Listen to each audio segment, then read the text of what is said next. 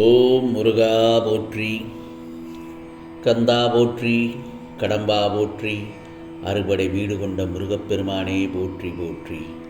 என் செல்ல குழந்தையே, நாளை உனக்கு ரெட்டிப்பு நல்ல செய்தி.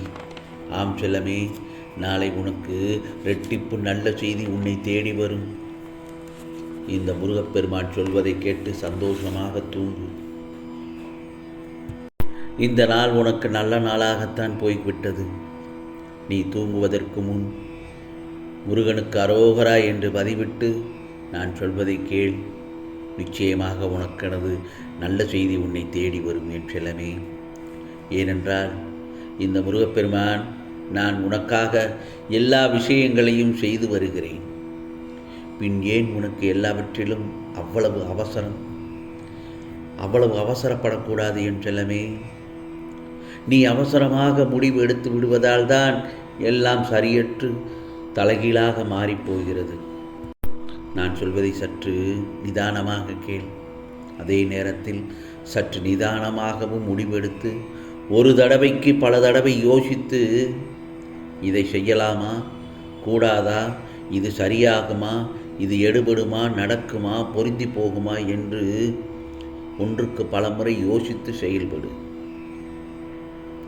அப்புறம் உனக்கு இதுதான் முடிவு என்று தீர்க்கமாக இருந்து செயல்படு. எப்போதும் குழப்பத்தில் இருக்கும் மனநிலை என்பது ஆபத்தானது. முடிவு எடுப்பதில் குழப்பம் என்பது உனக்கு நீயே அறியாமை என்னும் வழியில் மாட்டிக்கொள்வதற்கு சமம். அது உன் மூச்சையே திணற வைக்கும். புரிகிறதா? அதுபோலத்தான் நீ எப்போதும் சாந்தமாக இரு. எதற்கெடுத்தாலும் நீ கோபப்படுகிறாய், அவசரப்படுகிறாய். உன் எதிர்பார்ப்பு என்ற ஒன்றினால் தான் கோபம் வருகிறது. புரிகிறதா? எதிர்பார்ப்பது எப்போதுமே சாதகமாகும் என்று சொல்ல முடியாது. நடக்கவும் செய்யும், சில நேரங்களில் நடக்காமலும் போகும். சில இடங்களில் சந்தர்ப்ப சூழ்நிலையால் விதிப்படி கர்ம வினையின்படி நடக்காமலும் போகும். நாம் அதை ஆபத்தாக்கி விடக்கூடாது என் செல்லமே. நீயோ ஏதாவது ஒரு கற்பனையில் மிதந்து வந்து கொண்டிருக்கிறாய். வாழ்க்கையை நல்லபடியாக வழிநடத்தி செல்ல வேண்டும் என்று ஆதங்கத்தில் இருக்கிறாய், சந்தோஷத்தில் சிரிக்கிறாய். ஆனால் இந்த கஷ்டத்திலோ நீ கலங்கி போய் விடுகிறாயே, ஏன்? ஆனால் இதே கஷ்டத்திலோ நீ கலங்கி போய் விடாமல் இவற்றை இரண்டையுமே ஒன்றாக எடுத்து பழகிக்கொள்ள வேண்டும். துன்பத்திலும் கஷ்டத்திலும் சந்தோஷத்திலும் எதுவாயினும் முருகா, நீ கொடுத்ததை நான் பெற்றுக்கொள்கிறேன். நீ கொடுக்காமல் இருந்தால் எனக்கு இது தேவையில்லை என்று உனக்கு தெரிந்துதான் நீ கொடுக்காமல் இருக்கிறாய் என்று நான் அதை பக்குவமாக ஏற்றுக்கொள்கிறேன். அந்த மனப்பக்குவம் வந்துவிட்டாலே நீ வாழ்க்கையில் ஜெயித்து விட்டாய் என்று தான் அர்த்தம். ஆனால் அந்த மனநிலை வருவதற்கு கொஞ்சம் கஷ்டமாகத்தான் இருக்கும். அதை பக்குவப்படுத்தி அதை ஏற்றுக்கொள்ள பழகிக்கொள். அந்த மனநிலைக்கு நீ வா.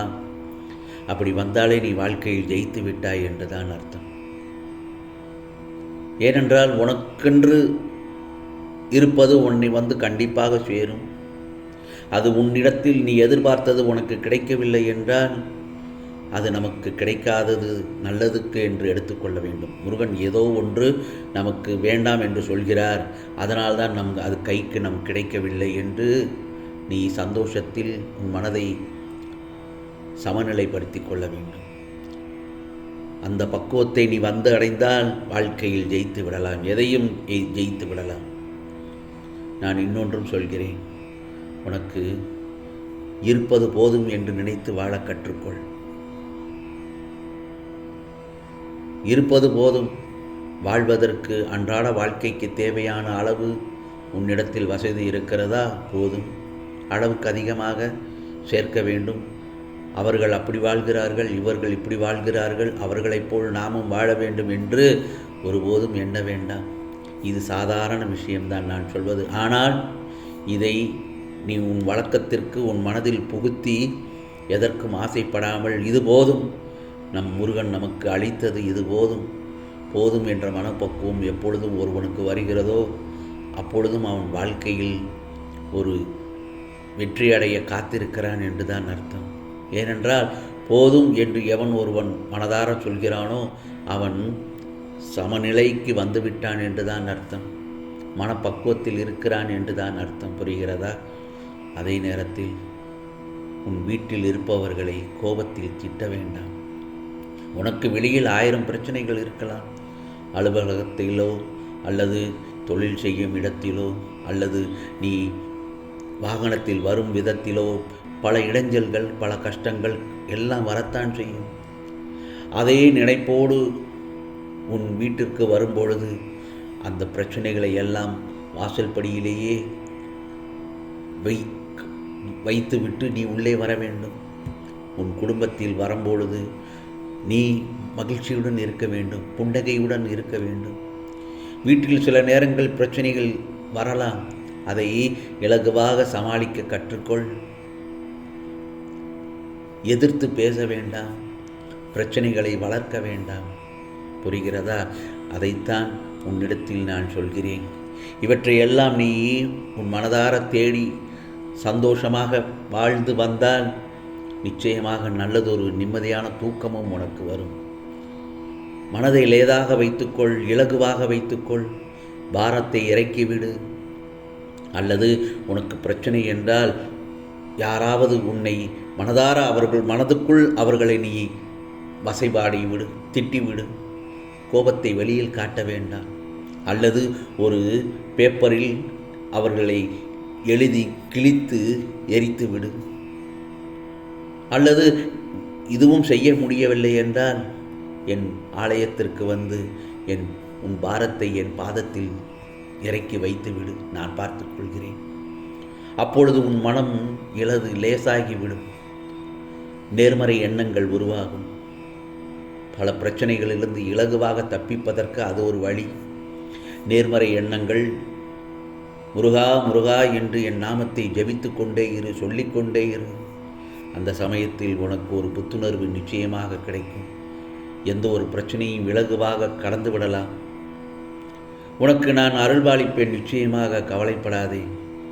ஓம் முருகா சரணம், ஓம் முருகா சரணம் என்று தூங்குவதற்கு முன் 7 முறை சொல்லிவிட்டு தூங்கு. 7 முறை என்ன, உனக்கு தூக்கம் வரும் வரை இந்த நாமத்தை சொல்லிக்கொண்டே இருந்தால் நிம்மதியான உறக்கம் வரும் என் செல்லமே. நன்றாக தூங்கி எழுந்தாலே போதும். எந்த ஒரு நோயின் நொடியும் இல்லை. மனம் தெளிவாகும், புத்தி தெளிவாகும், நல்லதொரு சிந்தனைகள் கிடைக்கும், நல்லதொரு விடியல் உனக்கு வரும், நல்லதொரு வெற்றி கிடைக்கும், நல்லதொரு பாதையில் செல்வாய். இதுதான் முருகனின் அருள்வாக்கு. புரிகிறதா? நிம்மதியாக உறங்கு என் செல்லமே. நாளைய பொழுது உனக்கான பொழுதாகத்தான் விடியப் போகிறது. நல்லது நடக்கும், நல்லது மட்டுமே நடக்கும், அதுவும் நன்மையாகவே இருக்கும். ஓம் சரவண பவ, ஓம் சரவண பவ, ஓம் சரவண பவ.